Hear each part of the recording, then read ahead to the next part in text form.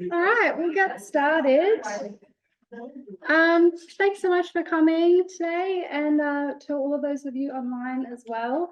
I think Nicole's just put it in the chat, but we are trialing a new camera and audio system called the OWL. So let us know online if there are any issues, and hopefully it all works out. Before I introduce our speaker, I do want to just start with an acknowledgement of country. So we acknowledge the traditional custodians of the unceded lands on which we're meeting here today, the lands of the Ngunnawal and Ngambri peoples. We pay our respects to their ancestors and their descendants who continue cultural and spiritual connection to this country. We acknowledge the significant contribution that they have and continue to make in caring for this land and sharing their knowledge and culture with us. We acknowledge and welcome any Aboriginal and Torres Strait Islander peoples joining us today as well. So I'm very pleased to be able to introduce our guest speaker today, Dr. Christoph Lebel, visiting us from UQ.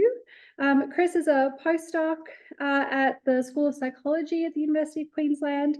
His research is at the intersection of social, environmental, and moral psychology. Chris studies the factors influencing people's support for systemic climate change policies, public attitudes towards biodiversity, as well as the function of aesthetic judgments and their role in morality. And Chris also is part of the lab that I did my PhD with, so we're very excited to have him here today. Please give him a very warm welcome.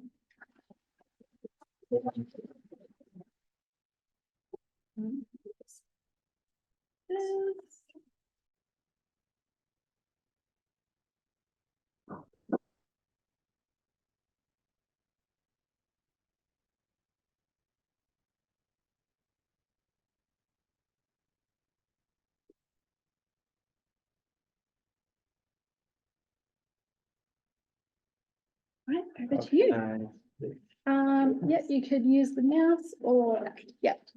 And for Suma, where do I speak into? Like, can they It should pick up. Oh, okay. Yeah. All right. Maybe I make this also smaller.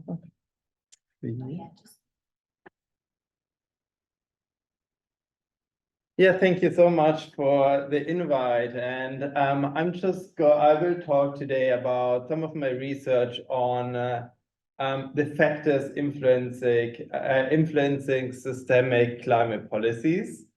And I first want to acknowledge my collaborators on this project, which are Yolanda Yetten and Matthew Hornsey from UQ, Samantha, who is here today, and also Samuel Pearson.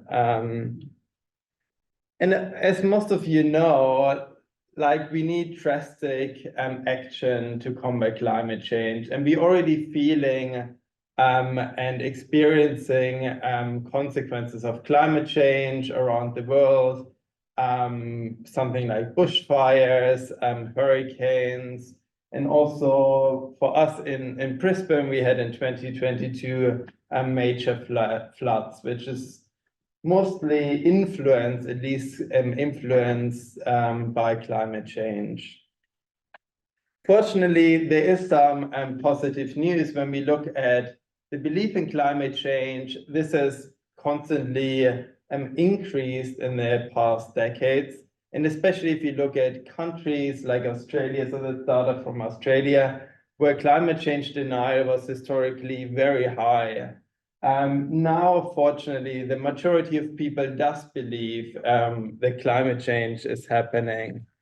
And also, if we look at worry about climate change, so that's from a study that looked at more than 100 countries.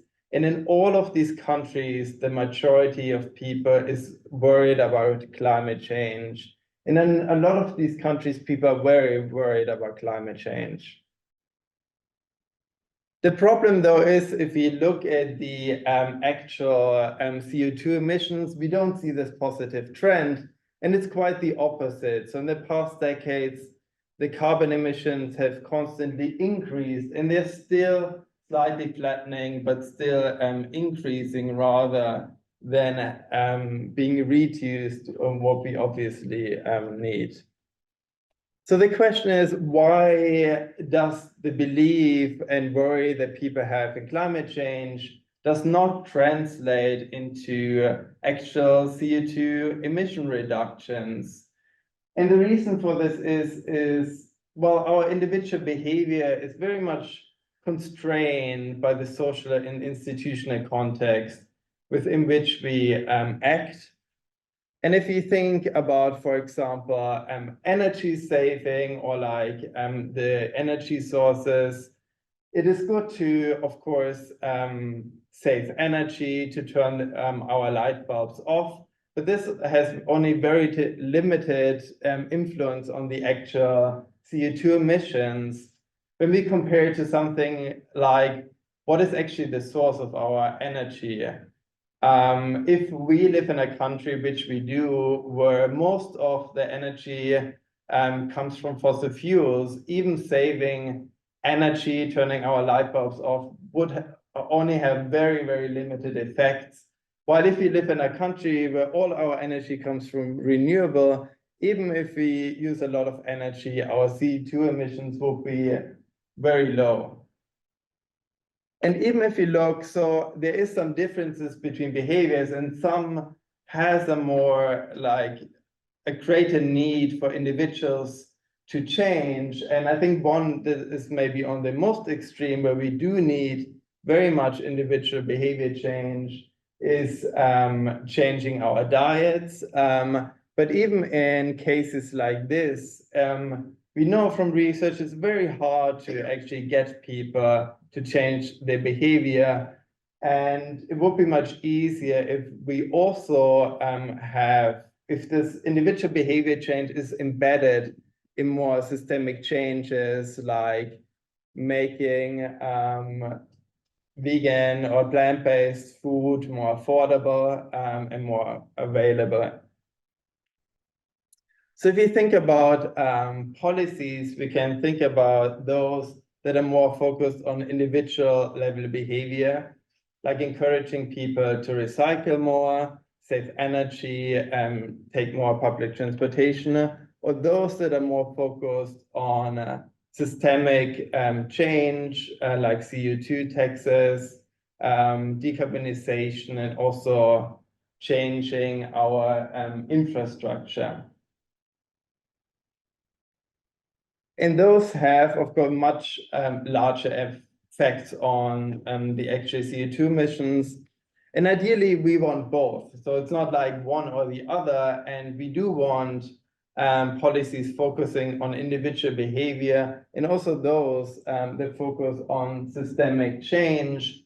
But realistically, there are situations where there are trade-offs. Policymakers, also the public, has only limited resources in terms of time, financial, and individual level behavior change policies are often more popular because they're more easy to implement, there is less resistance. So there is the risk that a too strong focus on these more individual level policies may undermine systemic change. And then the most extreme example of this is when we look at fossil fuel companies that now went away from climate change denial to very strongly pushing an individual level focus on climate change. The individual, the consumer needs to change, not us as fossil fuel companies. And there's also some research that shows that a focus on individual level behavior can crowd out support for systemic change. For example, introducing a green nudge has been found to diminish people's support for carbon taxes. And the reason for this is because it gives people the idea that the individual can solve climate change, and we don't need systemic change to mitigate climate change. So what we were then interested in is, what are the factors that shift people's focus away from focusing solely on these individual level policies to the more systemic climate policies? And because systemic climate policies act on the level of a country, we looked at country level factors. And the wealth a country has, the capacity a country has to implement systemic change, then how tightly tied is the wealth to actually fossil fuels, and what is the distribution of the wealth and the perception of inequality in a country. So that for each country, the decision to whether implement climate change, it presents a commons dilemma, because systemic climate policies have short-term costs for countries. A country like Australia phasing out coal will have short-term costs. It will affect coal communities. It will might lead to a reduction of taxes, at least in the short term. So there's an incentive for each country to free ride on the mitigation efforts of other countries. And the global community, to solve this issue, has created climate treaties, and it started with the UNFCCC in 1992.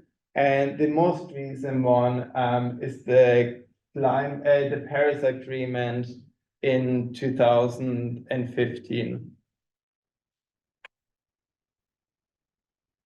But the question that always comes up in these climate treaties, so to what degree is each country responsible to mitigating climate change? And one factor that's very important there is wealth and GDP, because we have a wide range of differences in the world in terms of the wealth. Some countries are obviously much more wealthy than others. And for some countries, mitigating climate change can even have very severe effects if they don't get financial contribution. And for the poorest countries in the world, it can impede with their poverty alleviation. So one rule that's often used in international climate negotiation is called the ability to pay rule. And that's the idea, basically, that wealthier countries should contribute more to the mitigation of climate change. And unfortunately, but maybe not very surprising, policymakers in wealthy countries, they are less in favor of this ability to pay rule.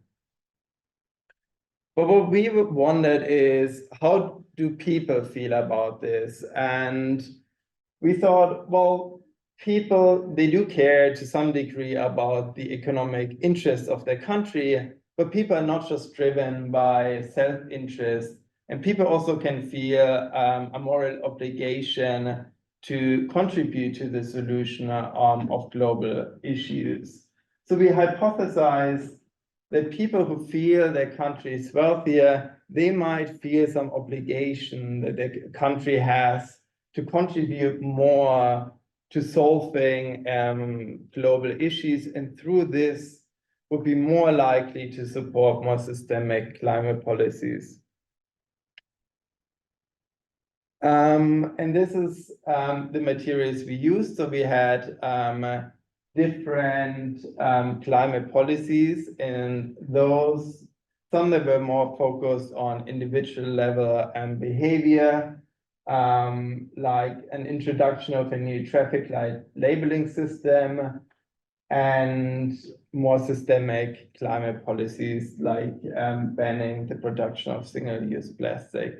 And we asked people, which of these would you want your country to implement?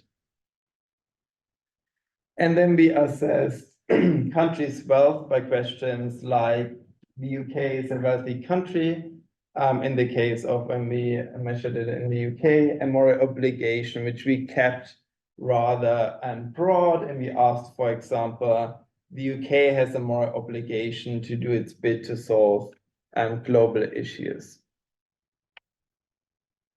And so we first run two correlational studies in Australia and the UK.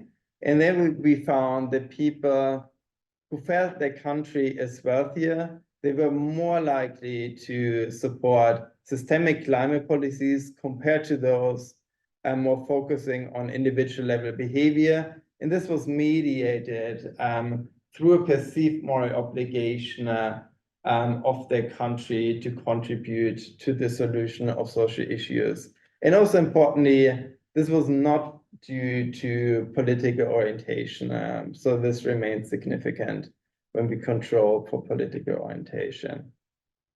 So in the third study, we then were interested to whether this is actually a causal relationship. And in this study, we introduced people to a fictional world in which countries differ in terms of their wealth, ranging from countries that are relatively poor to countries that are more wealthy. And we assign people to either the poorest or wealthiest countries in a country in this fictional world. And what we found is that people that were assigned to the poor country, they want the wealthy country to implement more systemic climate policies rather than their own country. And this, of course, is consistent with the self-interest of the country. If you're poor, you want the wealthy country to implement more. But interestingly, when we looked at the wealthy country, they did not conform with the self-interest of their country, but they want their own country to implement more systemic climate policies compared to the poor country.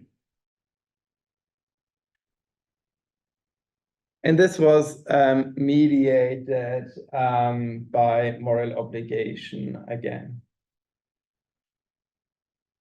So in the fourth study, we used a very similar design, but this time we used a quasi-experimental design. And instead of having this fictional world, we had participants from South Africa and the UK. So these are two countries that have a very similar population. They also have very similar per capita emissions, but they differ very much in their wealth, with the UK, of course, being much more wealthy than South Africa.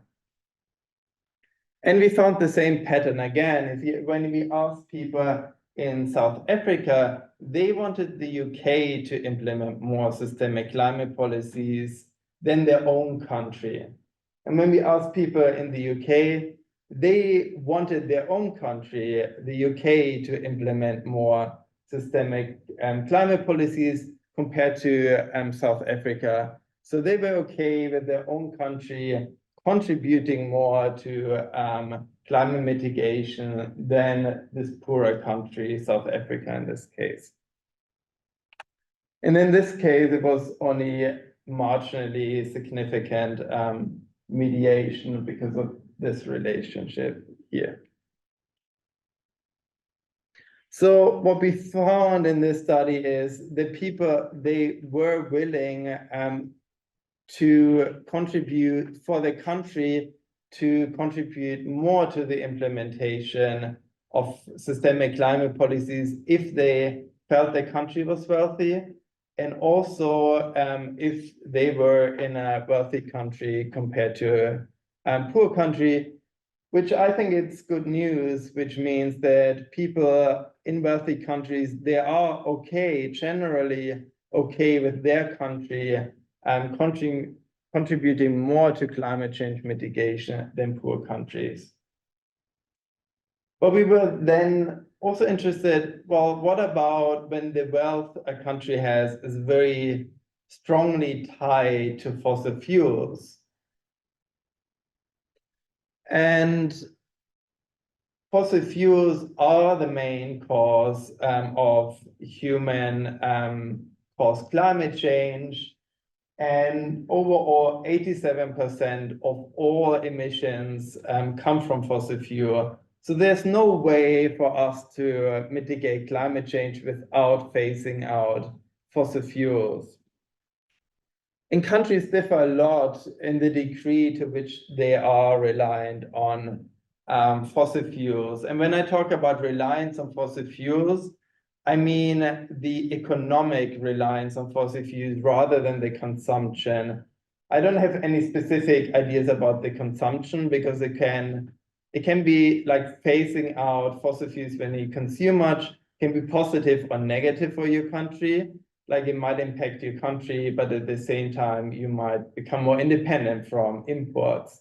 But what I think is more important is what is actually your economic reliance, as in, so these are exports. So what percentage of the total exports is fossil fuels? And this is a country, example, Lebanon, which is not very reliant, has a relatively diverse economy, not very reliant on fossil fuels.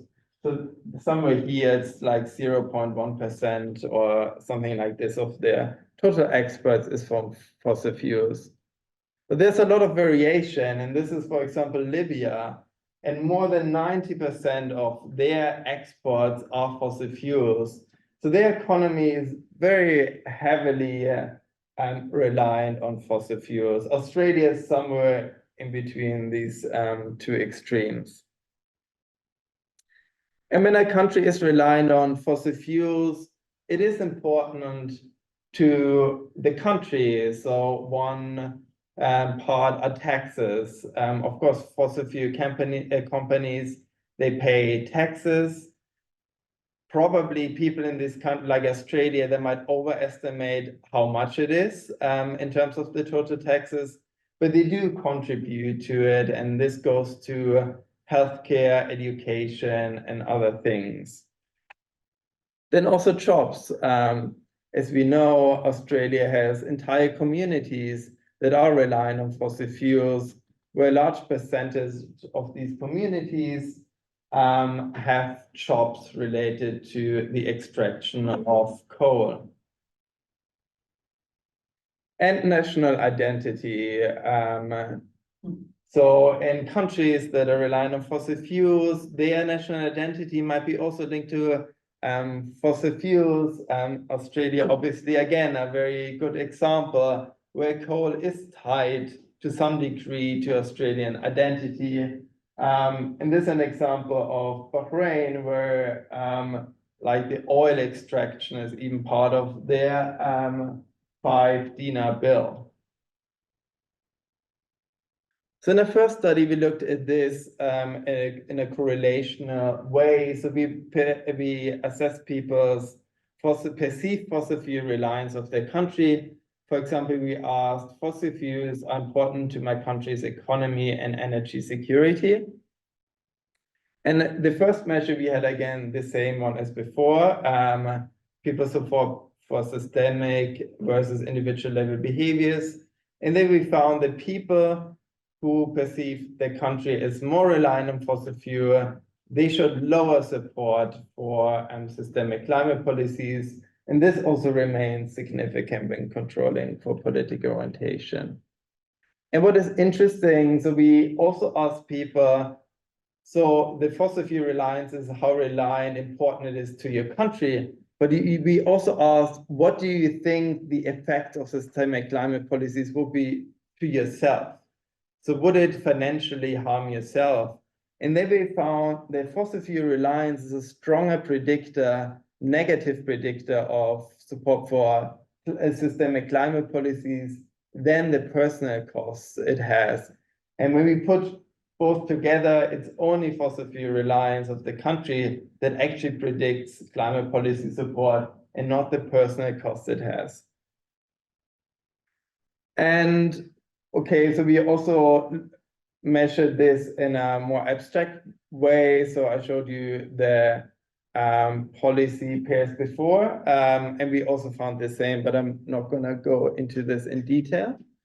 And then in a new study, which is still ongoing, where I just looked initially at the data. So this is a data set from Meta and together with the Yale program of climate communication. So they have this data set of more than 100 countries, 100,000 participants. And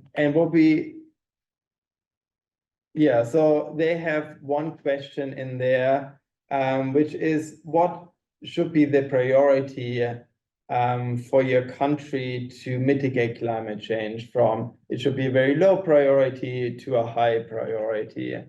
And then we did what I showed you before. So we looked at the total exports, and we looked what percentage of the total exports is from fossil fuels in each of these countries. And we found that in countries that were more reliant on fossil fuels, people believed that climate change mitigation should have a lower priority than countries that were less reliant on fossil fuels. And this remains significant when it be controlled for GDP, gender, age, and also education. So we still look at the other measures, but the other ones I've looked at was also climate change belief and should we use less fossil fuels? And as you would expect, people also in highly reliant countries, they're less likely to say their country should use less fossil fuels, and they are also less likely to believe that climate change is happening. Okay, so far what we found is that if people feel their country is wealthy, they're more inclined to support systemic climate policies, but not in the case when they feel like their wealth or their economy is closely linked to climate, to fossil fuels. And now in a third project, which I quickly talk about, we looked at the distribution of the wealth within a country. And if you look at inequality, so in unequal wealth distribution, it has a lot of negative effects in countries. It is linked to lower life expectancy, higher rates of homicides, and all bunch of negative consequences for a country. And it also has negative effects when it comes to climate policies. So in countries that are more unequal, the wealthy have a higher chance to obstruct or opportunities to obstruct climate policies because they have proportionally more power. And in unequal countries, there's also a vast difference in climate emissions, that the wealthy contribute much more to climate emissions than poorer people. What we distinguished here between objective and more subjective perceived inequality. So what the research has found so far is when we look at objective inequality, this is associated with a range of negative consequences. And generally, subjective inequality is also related to a range of negative consequences. But subjective inequality can actually also motivate people to do something to redress inequality, to go on the streets, to protest, to demand change. And based on this, we were wondering whether this also not only applies to people wanting to redress inequality, but people who feel their country is unequal, they might be more inclined to actually support more drastic solutions to social issues more generally, and through this demand more systemic climate change policies. And desire for drastic change, we measured in a correlational study with these items. For example, we asked, drastic changes are needed. And again, in two correlational studies in the UK and Australia, we found that people who perceive their country is more unequal, they're more likely to support systemic climate policies compared to these more individual level policies through a greater desire for drastic changes. And again, this remains significant when we controlled for political orientation. And again, we introduced people into a fictional society, but this time it was not differences in terms of wealth, but in terms of the wealth distribution within a country. And they were either assigned to the country, they were relatively equal in the wealth distribution and very unequal.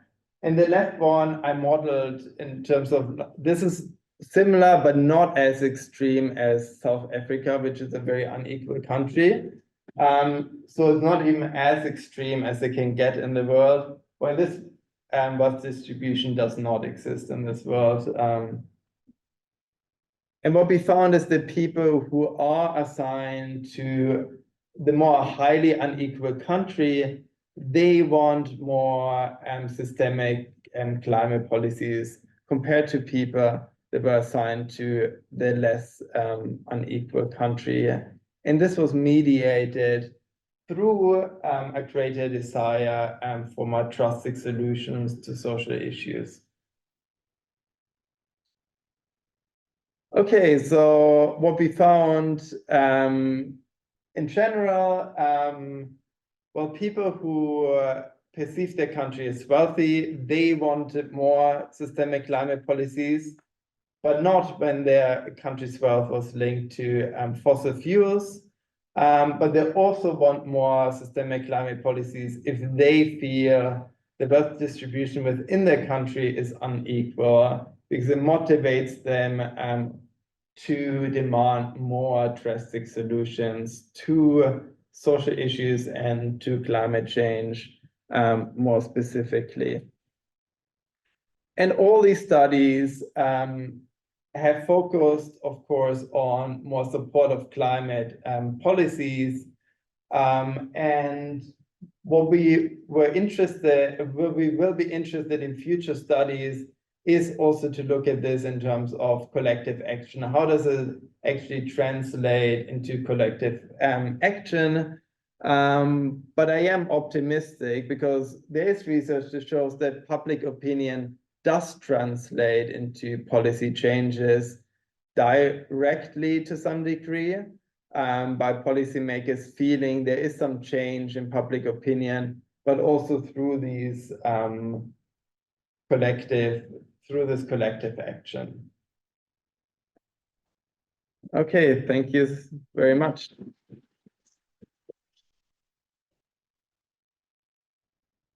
Great, we have plenty of time for questions.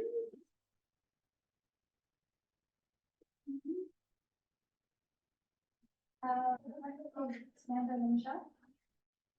Thank you for the talk, Chris. That was really fantastic, and I really love this work. In terms of support for structural policies, can you measure that from how much they would support the individual policy towards the structural policy? So how much would sort of weight each of them within the point of no difference, I think? Yeah, I should have been clear on this. So it was the it depended on the study, but so we asked, imagine your country has a certain amount of money to spend, and which one would you rather direct it to implement these types of policies or the others? And then in the other study, which I showed in summer, we did also look at these more abstract measures. So where do you think what should be the primary solution to climate change? Should we change people's individual behavior, or more the operations and regulations of society more broadly? Yeah. Do you think that it's that these factors predict an increased support for structural policy or a decrease in support for individual policy, or something kind of in the middle? Yeah, that's a good question. And so I would now measure it also a bit like different to get this out, but like the idea was to kind of have a stronger design. But in the cases where we had like this abstract measure and we assessed it independently, how much do you think there should be systemic change versus how much do you think there should be individual change? Which we didn't look for all of them, but the ones we looked, we found that it was mostly affecting systemic change. So it was more driven by the systemic change rather than the individual, which usually didn't actually affect very much. So it stayed roughly the same, but then it did affect the more like people's support for systemic change. But I can't say it for all of it because we didn't measure it for, yeah. Yes. Thanks very much, Chris. That was a great talk. Thank you. Just thinking about that study 4 in the economic wealth ones, Mm. the UK versus South Africa Right. one. So I'm just wondering if you then pitted South Africans against, say, a even lower economic power, I don't know, Fiji or something like that. That would be really cool to see whether you could flip. So what do you think would happen if you then asked South Africans to, say, compare themselves to Fijians instead of to UK people? Would you expect it to flip? So, well, not flip, but show in some ways the same effect, but with the what was low, then taking more responsibility? And would that shift there because South African levels were really low for systemic support? Do you think that would push them up as well as show that interaction? Yeah, so the idea is that it is a relative effect, and Samantha and we have looked at this and we just analyzed the data yesterday and I don't even remember exactly. So it was a slightly different design. It was slightly different, yeah. We tried to manipulate their own perceptions of wealth through comparisons of poorer or wealthier countries, and then also their perceptions of their responsibility for causing climate change by showing historic emissions. And the wealth factor was the one that predicted support for a different dependent variable, the support for international climate aid. So paying reparations to countries most affected by climate change. So the DBs were different, but we did find that the comparison to the poorer country, like, makes a difference for South African participants. Yeah, that's really interesting. And just whether it would push up that moral obligation as well, because it was sitting around 10-20% or whatever, whether it actually. I think it should, right? Yeah. I think both factors increase moral obligation. So that's it. Yeah. Potential. Both did. Yeah. Yeah, so it is the relative, we compared South Africa to wealthy countries and then like poorest, I think, in the region or somewhere, and it does. But I guess it would work for countries that you can compare it to, of course. But yeah. Thanks. I have a question.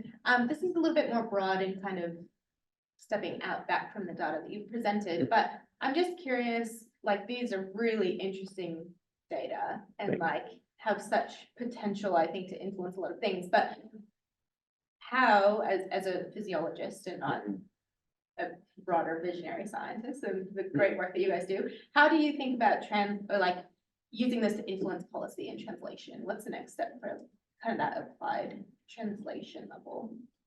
Yeah, so I think it can inform like people who do want to like motivate people to support more climate policies.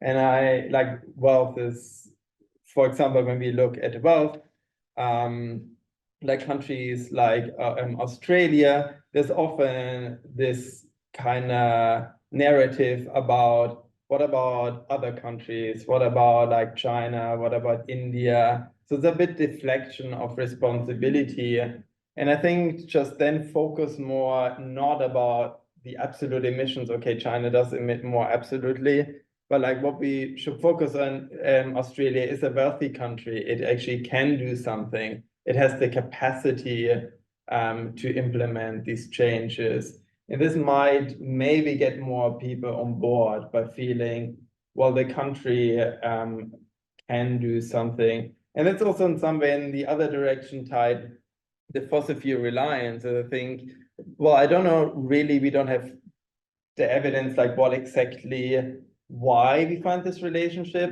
But I feel like that the idea also is the opposite direction, where people feel, well, we're losing out.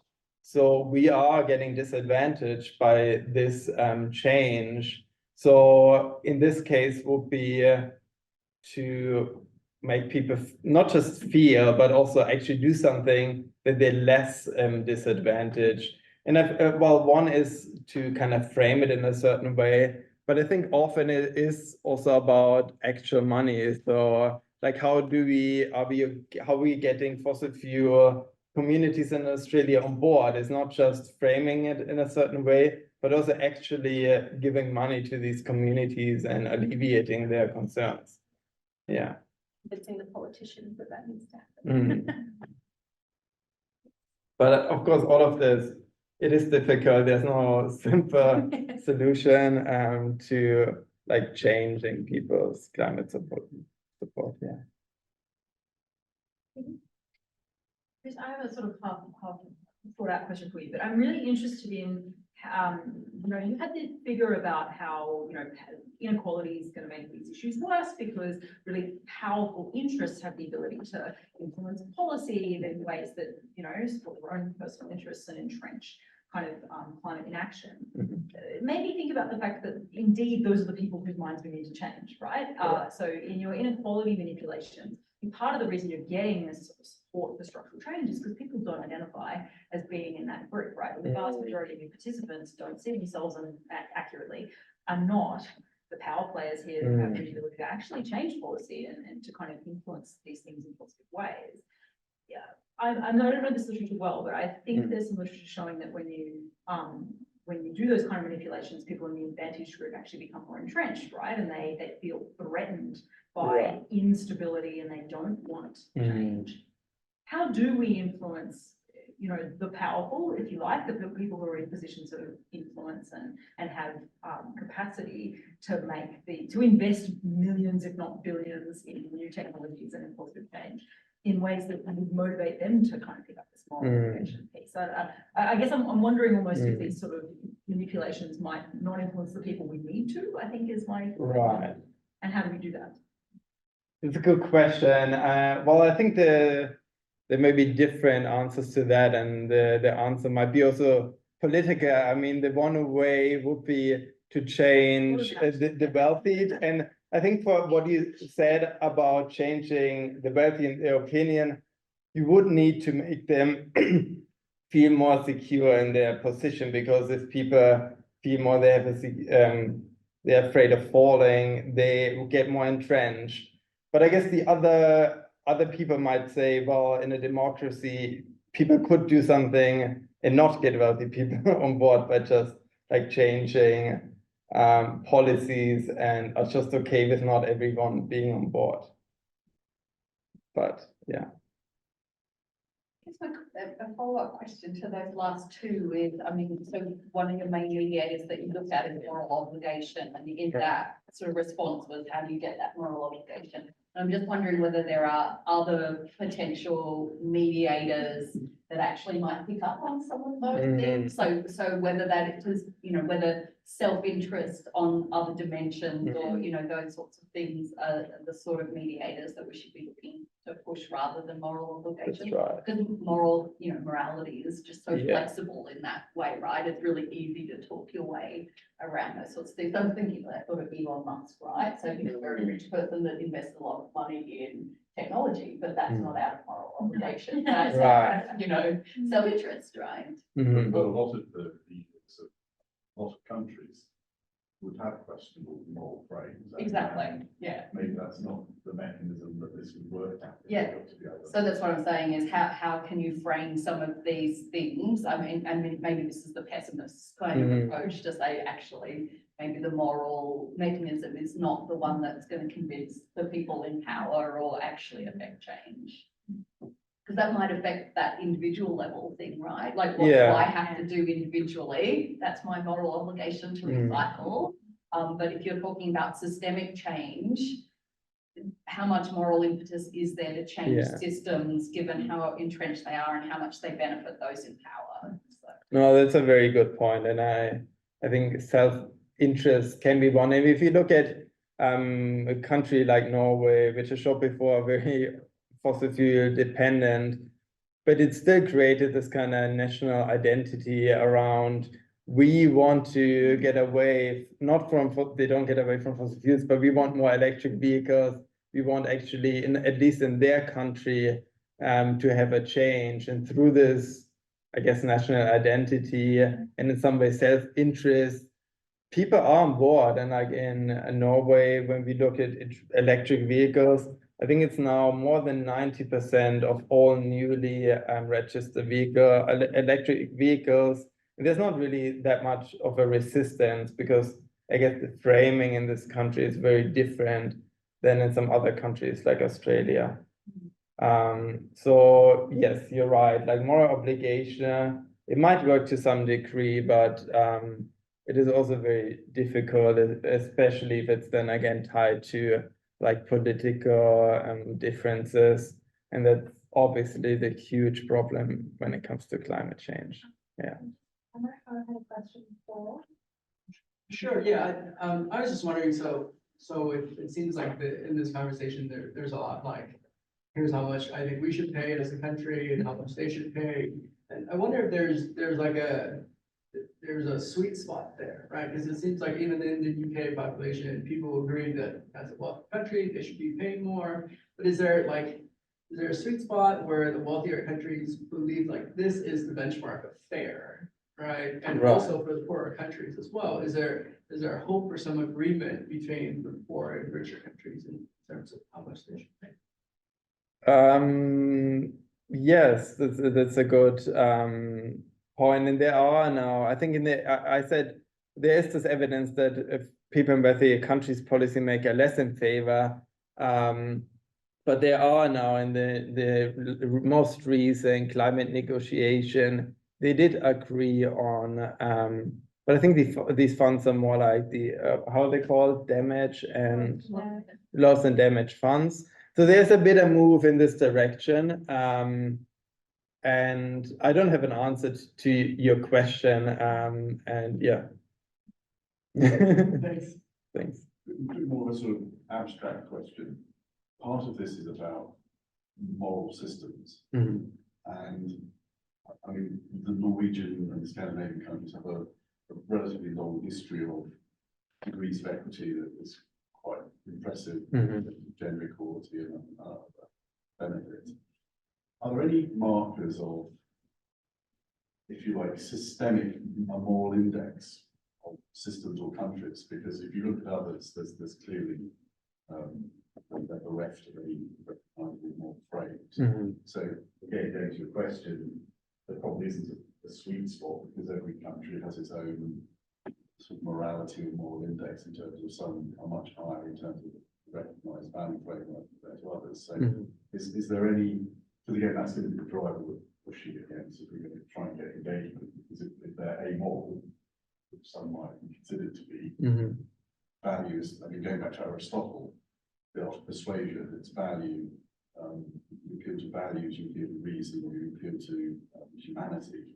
Those things are different motivators for different people and presumably for different societies or systems. So part of this is understanding the moral spread across systems of leadership in countries, because if you don't get it right, you'll adopt the wrong persuasion techniques for the wrong countries. So I can't imagine Trump would be influenced by moral discourse. So what do you mean by moral spread exactly? I'd imagine you get a lot further with a rational argument in the Scandinavian countries, Right. how why we need to move in a certain direction at a systemic level, at an economic level. But other countries, because of the lack of values being at the heart of their particular socio-political system, are going to be far less interested in a reasoned, values-based or values-driven narrative, whereas it will be a more autocratic, and then it's based on the values of the individual, which can be sociopathic or otherwise. No, that's a good point. I'm not too aware of research in this area, but it would differ in terms of what value does a society have, and not in every country the appeal would be the same, but it would be very specific also to a country, and I guess a more individualistic versus less would be different, more democratic, less democratic. There would be different. Each country will have. There needs to be different approaches to get people on board. That's for sure. Yeah. I was just gonna, kind of back on that point of moral obligation, and even more on the individual level, I suppose, thinking about like what actually affects moral obligation, which could also stem into the more like country wide moral obligation, but things like, you know, you find out that we're recycling, but that recycling is going nowhere. So Yeah. like, what is that doing to people who Mm. really are trying to make a difference? Do they become less engaged in the act of doing what they should be doing to make things better, or knowing that, like, I can try my hardest at the ground level that I'm working at to affect change with my individual behavior, but that's not gonna do anything if there's not corporate changes that are made for all Yeah. the big companies that are producing so many emissions and things like that. So how, like, what is affecting moral obligation even at the individual level, which might become more systemic, broadly speaking? You probably might not have an answer. No, to and that. I think I think that the risk there, or the fear, is the people who feel that way, they're also completely think doomism, like we cannot do anything, like the system won't change, my individual behavior can't influence anything, and like some disengagement. And this is exactly an issue. People feel like, well, they individually cannot do much because we live in this country which is reliant on fossil fuel, whatever we do. Yeah. It's just another factor in Mm. the whole complex. So were there any questions online? Oh yeah, well, No, I'm monitoring. All right, I think we might wrap it up there. thank you so much. Thank you so much.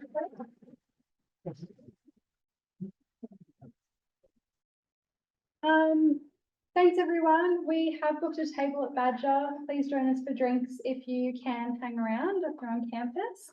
And obviously Chris will be there too, so we can continue these conversations. And next week, we have another visitor, this time from the University of Oslo in Norway, Professor Anna Smarsdal. So very excited to have her, as we'll be back at Innovations Theatre next week.